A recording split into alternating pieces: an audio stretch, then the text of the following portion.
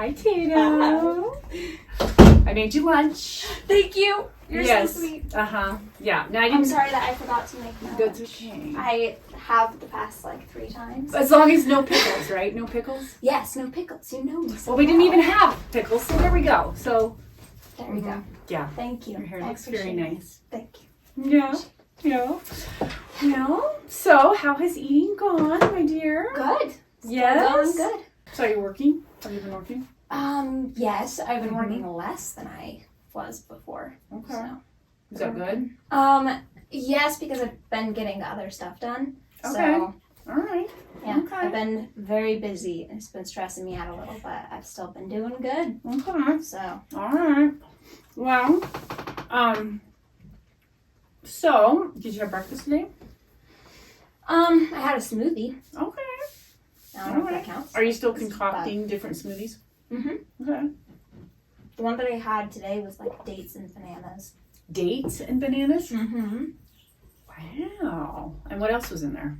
Like various different seeds, protein powder, almond butter. How'd you think of that? Hmm? How'd you think of that?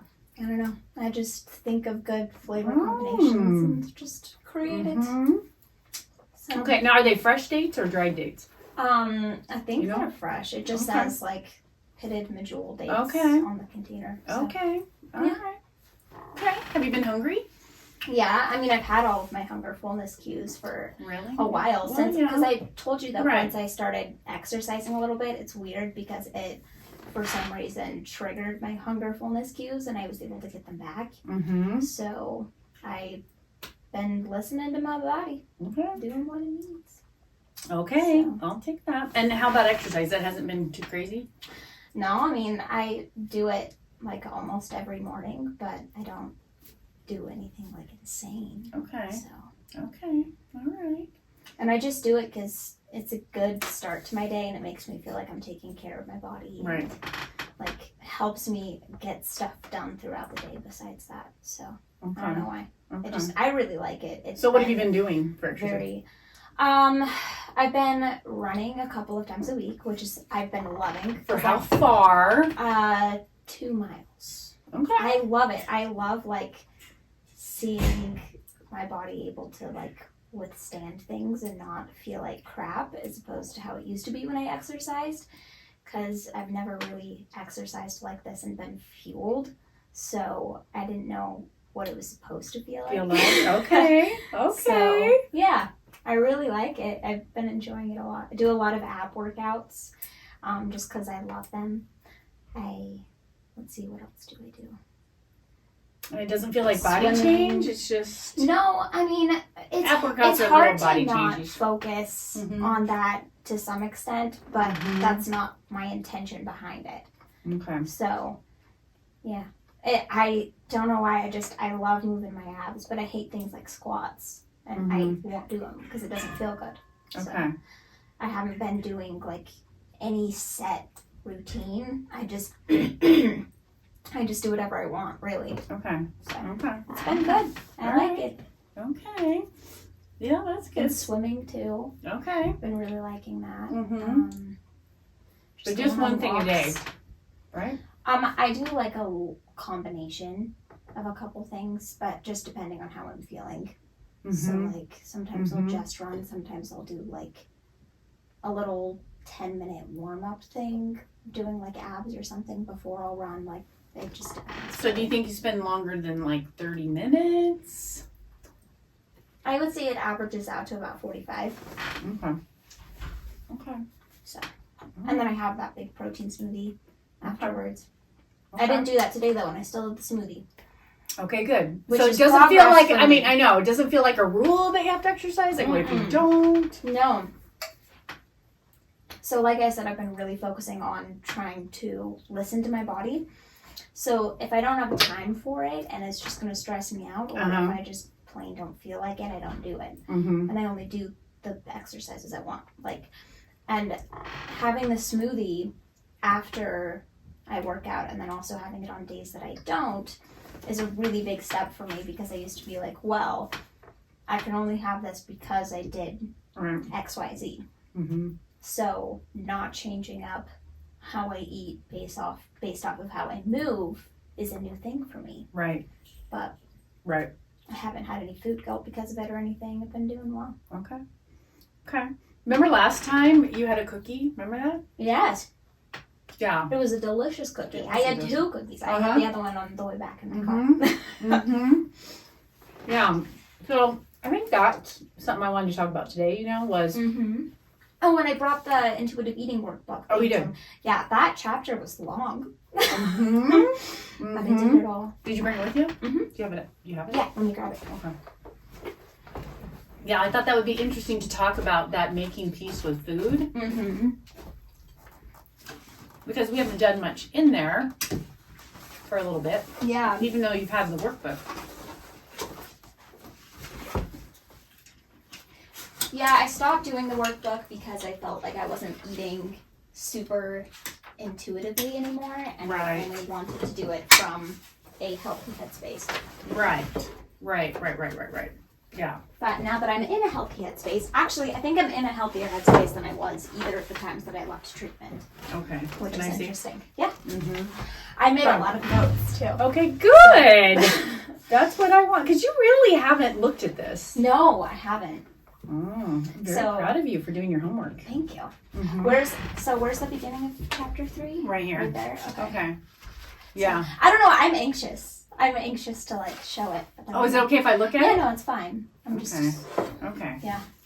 Well, it's again something that we haven't talked about for a while. I think it's hard for you. I don't even remember what I wrote. I did it while I was.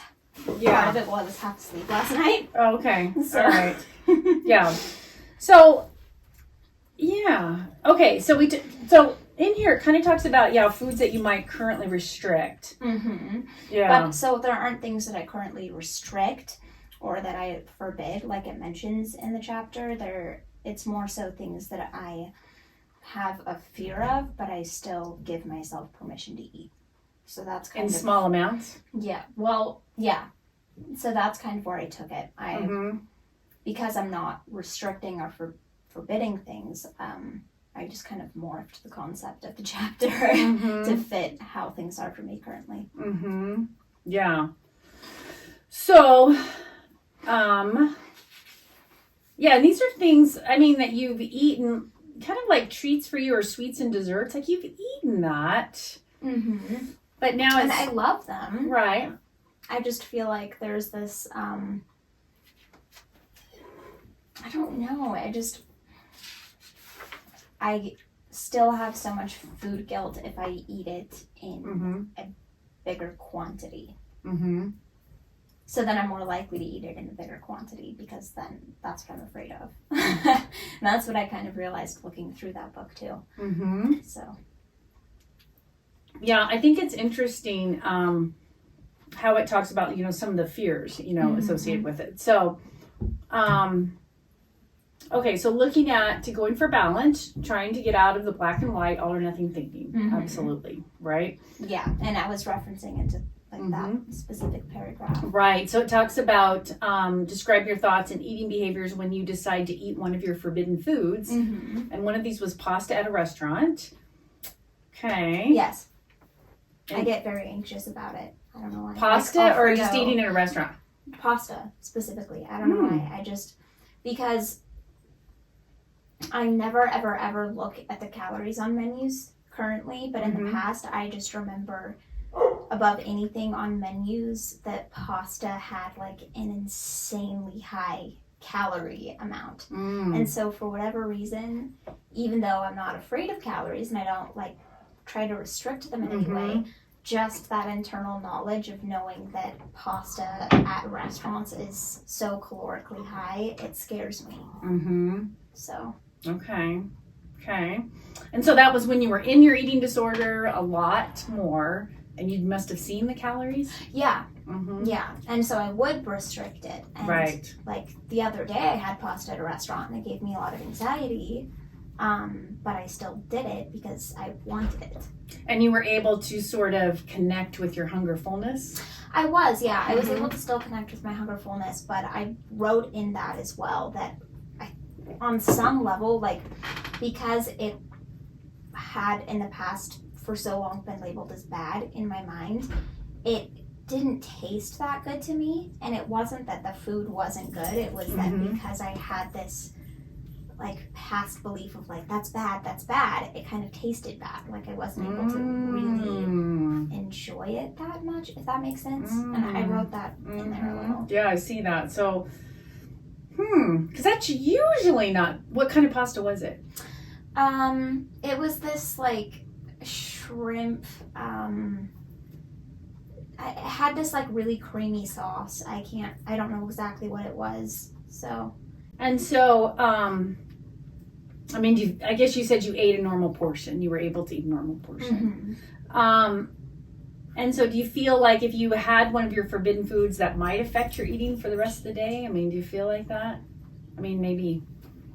I also mentioned that. Yeah. So occasionally it makes me be like, oh, well, I need to eat extra healthfully for the rest of the day. To make up for it, sort of. But I don't know, even though those thoughts kind of come into my brain, sometimes I listen to it to a degree, but for the most part, I still just do what I want, because this whole journey for me is about not only just trusting myself, but listening to myself. And so like doing anything compensatory with my food doesn't fit in with that, because I'm not listening to my body. Right. So Right.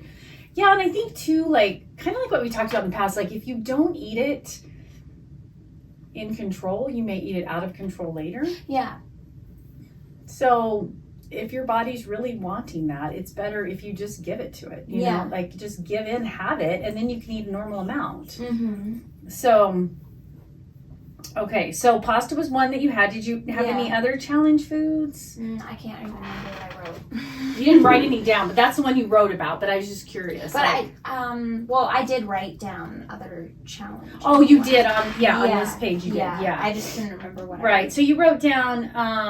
I know I wrote down fried food and like sugar. Yeah, and chips. Oh, chips. Eating one of them right now. Yeah. Right. So you wrote down those, and you used to eat those a lot, right? I mean, didn't you? I thought you did. It's interesting because like I've gone back and forth. So when I did eat like chips and sweets and fried food and stuff more often, it was a compensatory type of thing. So I had to have it in really small amounts. Because I don't know, like I get triggered by the level of fullness that I'm at, and I'm almost too in touch with that. And so I would have all of those things, but then only till I felt the degree of fullness is like that you were comfortable with, that I was comfortable with, the same way that I would with like quote unquote healthy food, even though it's not specifically healthier. I feel bad saying that because it's like I don't want to in my brain change it to good or bad. Right. Well, I do think learning to be in touch with that hunger fullness, as long as the good food, bad food doesn't get in the way, because when that happens, you can't eat normally. Yeah. You just can't. You can't enjoy food. You're going to start second guessing yourself. You're going to start feeling guilty. But your body has such a good way of managing your food. Like if we can just tune into that, you know? It really does. I feel like my body is working so much more efficiently, and I'm really happy about that. Right. Yeah, you've got more energy, more brain power. And I just feel like it's working how it should be. Yeah. Well, how's sleep going for you? And migraines and stuff like that? I've only had a couple of migraines in the past couple of weeks, which is pretty good. Okay. I had like 2, I think, which is a lot better than it was. And you're still getting the shots. So I've only had 1 shot. I'm kind of hesitant to do it though, because it's something that you have to do like for the rest of your life, and it's very painful. The shot is? Yeah, because it's cold and it is, well, I mean, my grandma did accidentally inject it into like my bone instead of into like where the fat is, which is what you're supposed to do. So maybe that's why it hurt more. But yeah.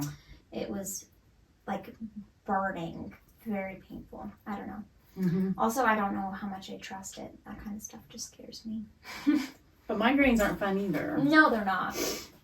And I have enjoyed having less of them. And sleep has been pretty good. I still been getting to sleep at a good time, but like, I don't know. There's a lot of nights where I get like 5 hours of sleep, but I still am okay the next day. It is different than it used to be because I'm nourished and hydrated throughout the day. Mm-hmm. I can stand that better. And I can also get back into a set routine easier as well. Okay.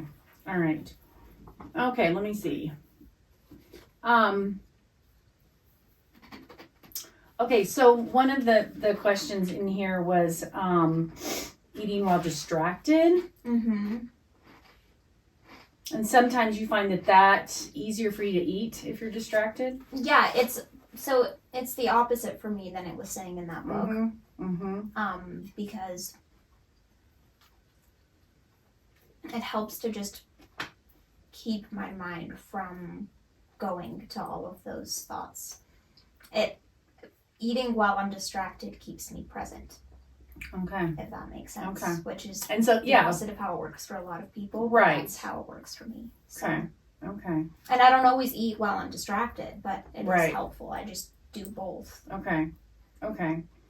I feel like saying you shouldn't eat while you're distracted is still giving a rule to food. Well, for intuitive eating, some people, and you know, the author of this book does give a lot of leniency there. Mm-hmm. I think it's just when you're first starting the intuitive eating process, because the brain is so involved in that you've got to access that brain. And a lot of people are so out of touch with hunger, fullness if they're not paying attention, and they don't even realize they weren't paying attention. Mm-hmm. But some people also can handle it. They can handle a lot of different things at one time. Mm-hmm.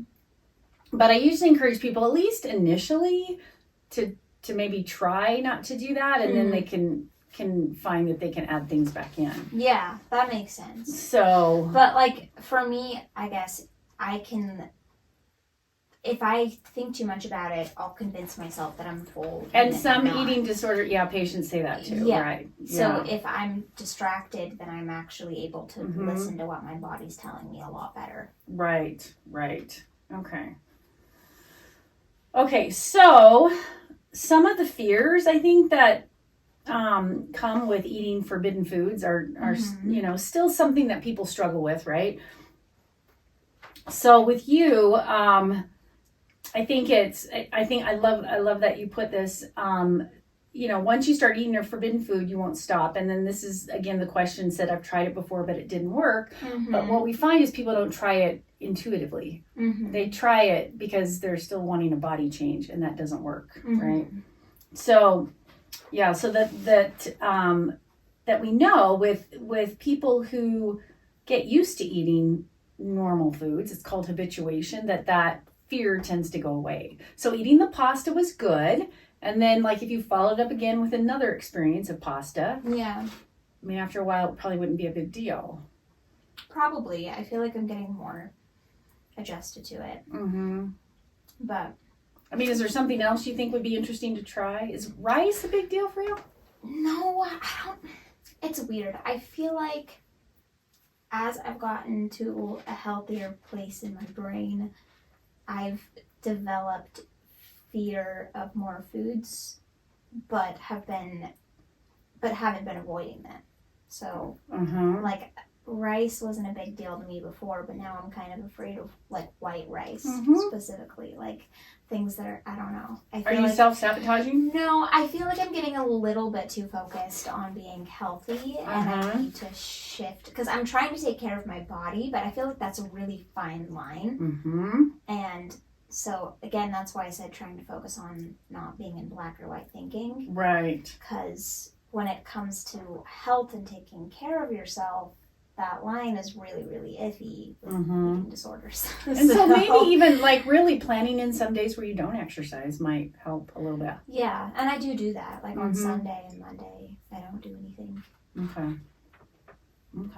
I had no problem with fast food like 2 months ago. I don't know what happened to my brain.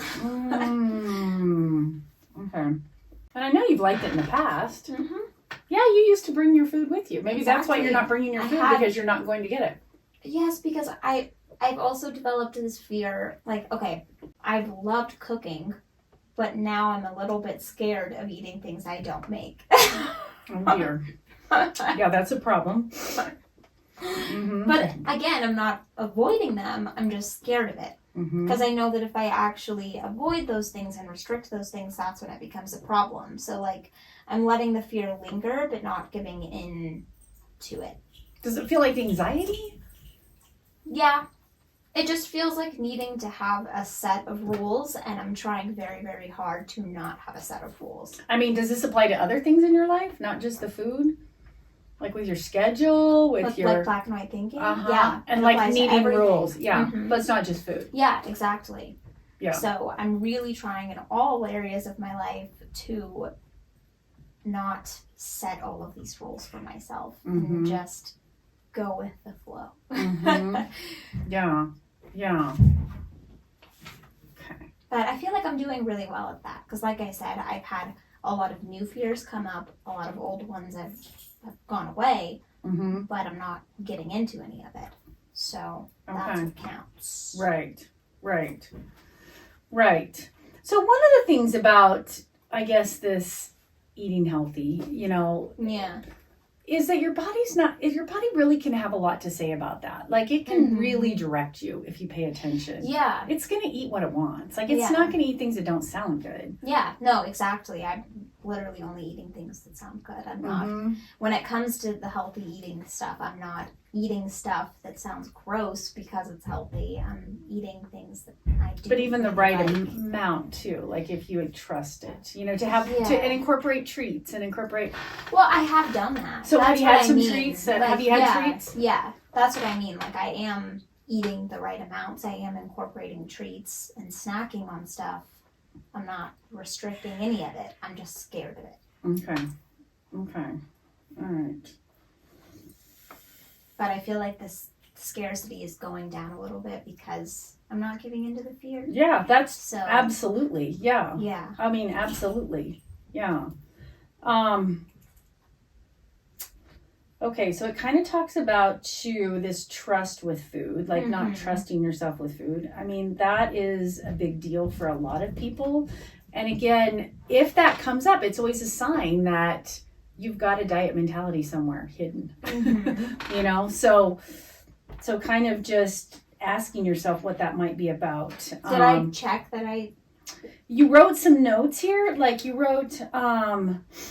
Again, I was half asleep. I don't. Yeah, I know. You kind of. Yeah. So let me read the paragraph that you kind of said. Oh, this. On the other hand, if you were put on a diet at a very early age with well-meaning parents, monitoring every bit of food you put into your mouth, you may have internalized a powerful message that you cannot be trusted with food. And so a lot of people have that. In that situation, it would be understandable that you feel you cannot trust yourself around eating. You might be learning to eat and respond to your inner body signals for the first time in your life. If this is the case for you, what reassuring or compassionate statements can you tell yourself? And what you wrote was, I'm in charge of what goes into my body. Yes, exactly. I am.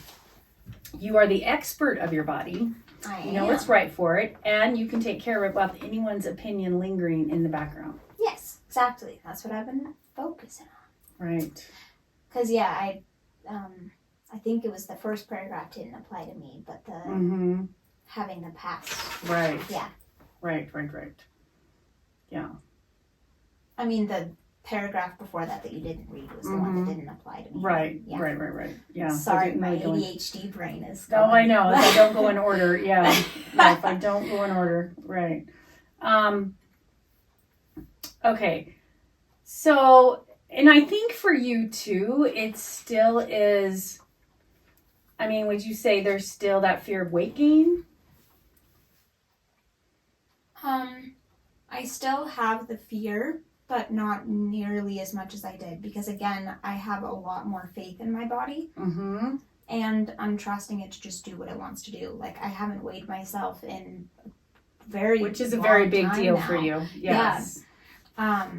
And like, I don't know. I feel more confident in my body because I'm not trying to control it. Mm-hmm. And so I am afraid of weight gain to an extent, but not like I was before. Like, I consciously am aware, like, obviously I've had to have gained a little bit of weight because I'm not restricting anymore. Mm-hmm. But I don't know that really because I haven't weighed myself. So I can't have as much fear as I did. Right. Yeah. And you kind of, I mean, I do think that your family does kind of watch what you eat a little bit. They do. They focus on it too much, and it kind of stresses me out a little bit. I mean, both before the eating disorder and then after the eating disorder, right? In different ways. Mm-hmm. So, not my grandma. My grandma's very your grandma's pretty chill. Yeah. Yeah. But I do, I feel like in some ways, like, my friends have always been like that too. And so being apart from them has been really, really helpful because if they second guess me, I second guess myself. So people questioning all of my food and exercise choices makes me sabotage myself in a way because then I convince myself that do you know what I mean? I'm having a hard time explaining Yeah. Well, and I think it kind of goes back to, there was that message you got when you were younger that you couldn't manage it. Mm-hmm. So, okay. So then the next thing is I need to lose weight first. And so I have had a lot of patients do that. Like I don't want to do intuitive eating until I lose a little bit more weight and then I'll do it because, it's not a weight loss program. No. But I literally have so many stories along those lines. But, oh, wow. That's funny. Yeah. Not funny. That's sad. But, in even like working with people and if we do intuitive eating and their weight doesn't change or it changes in a way they didn't want it to, but yet they have more energy and they have a better relationship with food. Your body does have to heal a lot. Yeah. It takes a while to get hormones back, to get, just get your brain back. Yeah, and exactly. be able to think again. Mm-hmm. Right. I feel like I've gotten so much back though, and I'm okay with just letting myself fluctuate. Right. And my body's going to do what it wants to. Right. And you did write down your weight does not mean equal happiness. It doesn't. It holds no value. It's about the long-term gain, not temporary feelings of false accomplishments. I like that. Mm-hmm. Temporary feelings of false accomplishments. Yeah, it's kind of putting your, if you put all your emphasis on how you're going to feel about yourself on that scale, it's like kind of hides a lot of feelings that you might need to deal with. Yeah, exactly. And it keeps me distracted from every other element in my life that's important. Right. So. Right. Yeah, and you can tell you have a lot more brain space for life, right? Mm-hmm. Life is way more interesting than the scale. Oh my gosh, so much more interesting. It just doesn't matter. Okay. All right. So I have no idea what anybody's weight is around me. It's not important. Right, who cares? Yeah. Right. Okay, so then there was this questionnaire that kind of asked a little bit about, are you ready to make peace with food? And it talks about you have an environment in which you're able to eat unrushed and without distraction. Yes. I am able to identify key vulnerability points, such as being too hungry, too stressed out, too tired, and so forth. Yes, I would agree. I'm able to clearly identify my biological cues of hunger, ranging from ravenously empty to pleasant and gentle hunger. I agree. I can clearly identify my biological cues of fullness, ranging from gentle fullness to painfully stuffed. And so again, I think as long as anxiety doesn't get in the way between you and that, I think you're good to go. Yeah, me too. But there's still maybe just a little bit of, I can distinguish between the uncomfortable sensations of guilt versus uncomfortable sensations of feeling too full. Yes, and not just a little bit of that, but a lot. Okay. I have a very, very hard time with distinguishing between being very, very full and having that just be fullness, or if it's guilt. I don't know. How are you doing right now? That at all.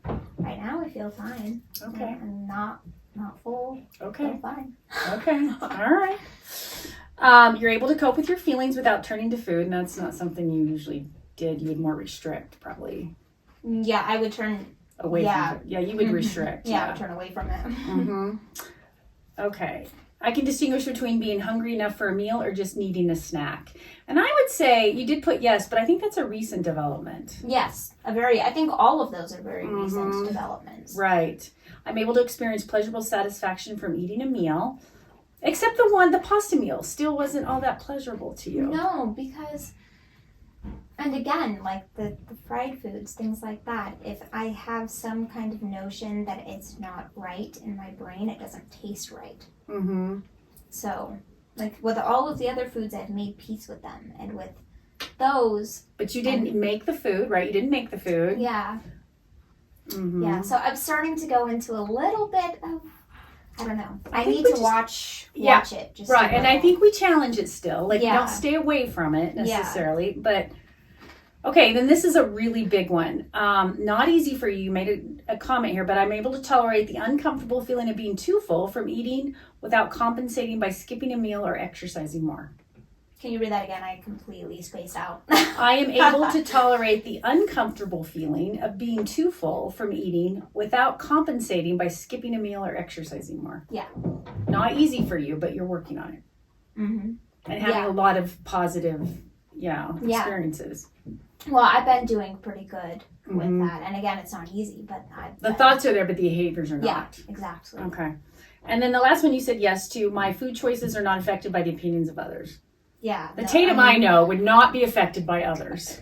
That's hilarious because, oh my gosh, it was up until recently. I know. My food choices were very much but so I think affected the by whole others' opinions. The whole essence of you is kind of like, you're not going to take any crap from anybody, right? Yeah, and so I mean exactly. your whole essence. Okay, so like me, 100%, my eating disorder now.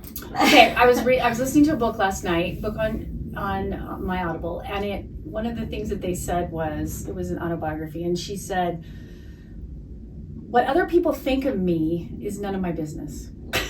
Yeah, I heard that recently too, actually. Isn't that cool? Yeah. I mean, okay, I have a hard time accepting that one. I know! Because I don't know.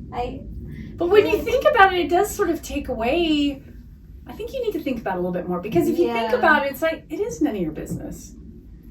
It is, but I want it to be. I know! You want to control it? I do. Oh my goodness. But you can't. I know.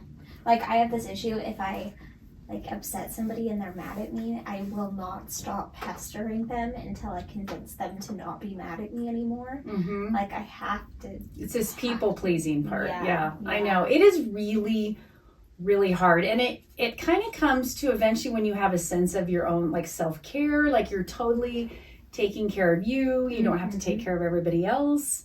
It's like when you let that go, it all kind of falls into place. But I remember that it creates that, learning to sit with it, those really uncomfortable sensations, because I used to remember that when I had those too. It's so hard to get through, but once you start practicing, it gets better and better, which I think you have been. Yeah, definitely. Mm-hmm. For sure. Yeah. So I think, my dear, that we should do, okay, so you did do you did fill this out, that you did something, an habituation, that you, fast food, that's what you're going to do. Yeah. Oh, that's what we're going to do. Yeah. Yeah. And then I didn't fill out the other things because it hasn't happened yet. Right. So let's work on that this next time, is that, maybe trying to eat, it's got this chart here for you to kind of keep track of maybe some of the things that you have done. Mm-hmm. How did it feel? How did it feel to maybe have flexibility with food? Like if somebody, and I don't know where this would happen for you, but if somebody just, brought you donuts, could you have a donut and not feel like you had to make up for it and, just work it into your eating, knowing, it'll be okay. Yeah. And that's what I have been doing. It's more so just the unexpected things. Mm-hmm. If I know I'm gonna have a donut that night, if I'm prepared for it, it's fine. Right. I'm okay with it. Right. But if somebody were to randomly be like, "Here, I brought us donuts," that's where the anxiety comes in. Not knowing what I'm going to eat. Right. Uh-huh. So now, when is your trip that you're going on? It's in 2 weeks. But I'm not nearly as stressed about it anymore, and I'm actually excited, which is really good. So. Okay. Yeah. And that makes me really happy. This is the first time I haven't tried to prepare for a trip. I've just been excited. Okay, but I do want you to take snacks with you. I will, 100%. Yeah. What was I gonna say? Sorry, the first time you haven't ever been scared about it. Yeah. Oh yeah, no, it was actually something different. I can't remember. It was at the last part of the book. Yeah, pretty much. Okay. Yeah.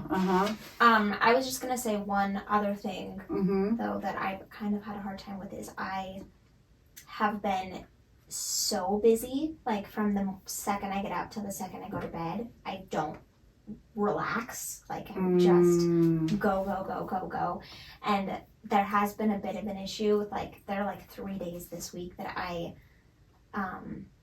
had breakfast and I didn't have anything until like 8 p.m. because and it wasn't because I was trying to restrict at all. But there's no, but that's not self-care. Yeah. And then it was interesting because I felt food guilt in a new way that I haven't felt it before. Oh, okay. And I felt it in the way of like I felt guilty that I hadn't eaten my meals, which is weird. I haven't experienced that. Okay. Well, let's make sure, because if your next 2 weeks we can't, Yeah, no, and again, I wasn't trying that would be a goal. to do that. I know, but still, yeah. But let's kind of, I'm going to write down like goal, like, no, just be on top, be aware, self-care. Make it more of a priority. Yeah, take things with you if you need to, because I know, you can make your little list and you can put that on there. Yeah. Okay. And I've had a lot more like panic attacks for some reason. I don't know why. Well, if you've been this busy, really and the other thing too is like when your blood sugar drops like that, I mean, I know you don't feel anything, but I don't think that helps with coping skills. But if you're that busy, maybe we need to slow down a little bit, because I wonder if that leads to more panic attacks too. Maybe, yeah. Okay. I feel like because I've shifted the focus so much from like controlling my food to controlling my day, that's what I'm so obsessed about. Yeah. So. Yeah. But did I tell you I got this thing called the 5-minute journal? And so like every morning I wake up and I write 3 things I'm grateful for and like 3 things that I'm excited about for the day. Okay. And then I 2 affirmations, and then at the end of the day you write 3 things good that happened, like your highlights of the day, and then you write 2 things you learned. Okay. And I loved it. It's completely like shifted my. So is it a written thing? Like it's a written thing, or is it an app? It's a written thing. Oh, and nice. The pages aren't dated, so you can.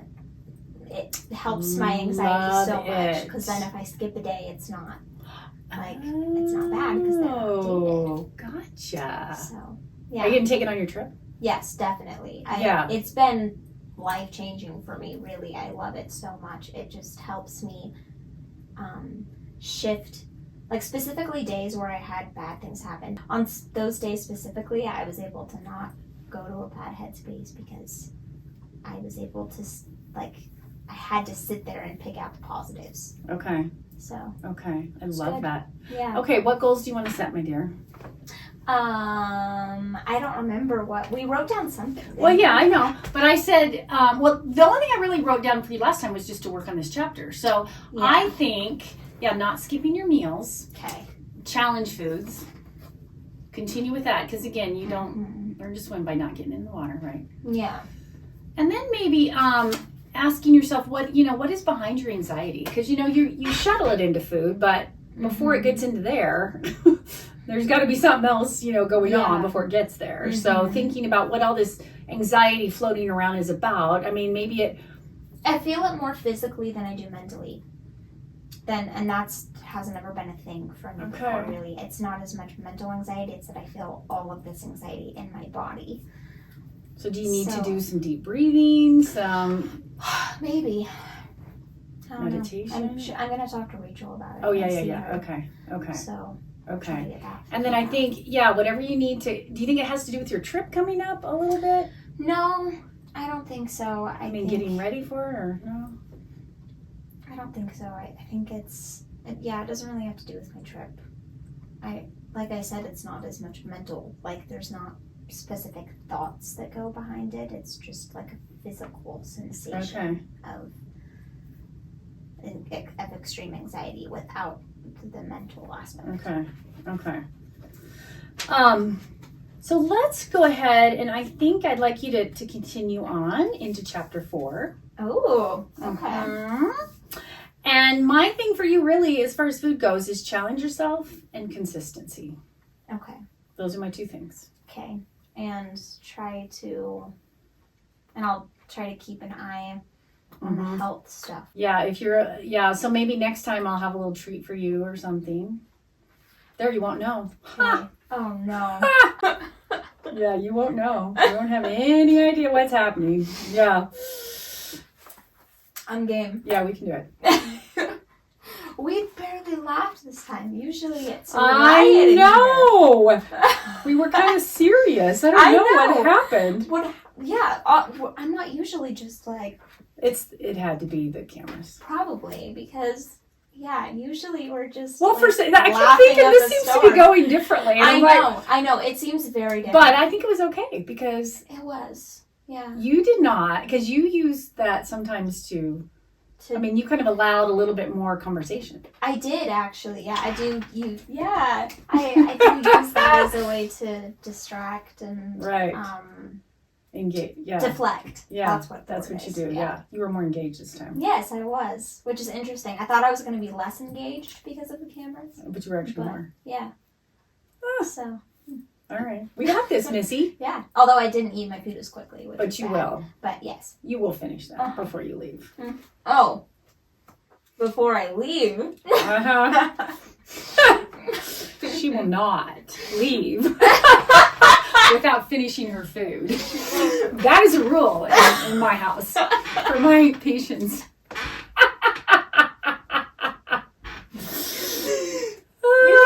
Not for my kids, but for my patients. You just reminded me of Dwight in The Office because we weren't interacting with the cameras at all. Right. And then all of a sudden you're just like, let me tell you. I should have done an office type situation. We should have. Next time. Yeah. Well, you can see what this looks like. Mm-hmm. I'm nervous to edit it. Should we turn it off? Yeah. All right. Okay. No, you didn't. It was an accident. I know. Okay, this one's off. Okay. You're off. Thank you. You're off. I'm off. You did good, though. I liked it. I kept thinking, thank you. Man, she's really talking today. Thank you. Okay, so I just have to say super quick, this was supposed to be the type of video where it's like, you don't interact with the camera at all, and there's a specific name for like that style, I don't remember what it is. But I just felt like I had to share something, so I'm doing it. Our sessions are usually, we have a lot more of a comedic vibe to our sessions, so they are not usually that serious, and I wanted it to be as authentic as possible. It was authentic to a degree, but it was a lot more serious than normal. Normally we just are laughing hysterically, and I kind of missed that, but it still turned out really well. We got a lot of talking done, which was important, but I didn't feel entirely present because I was so anxious, and I wanted to let you guys know that I did finish my sandwich. I was worried that was going to be a little bit triggering to some of you guys, but I did finish it. It was just that I had a lot of anxiety eating on camera, and also it's very hard to eat and talk at the same time, and I was talking a lot because I had so much anxiety. So anyways, that's all. That's literally all I had to say. I hope you guys enjoyed the video. I hope that it was helpful. I sure would have loved to see a video like this. Like, I would have really liked to see an authentic dietitian session years ago, before I ever actually started seeing a dietitian. So I hope that it was beneficial if you are considering going to a dietitian, to kind of have an idea of what it's like, or what it was like for me. So yeah, anyways, love you all. Goodbye.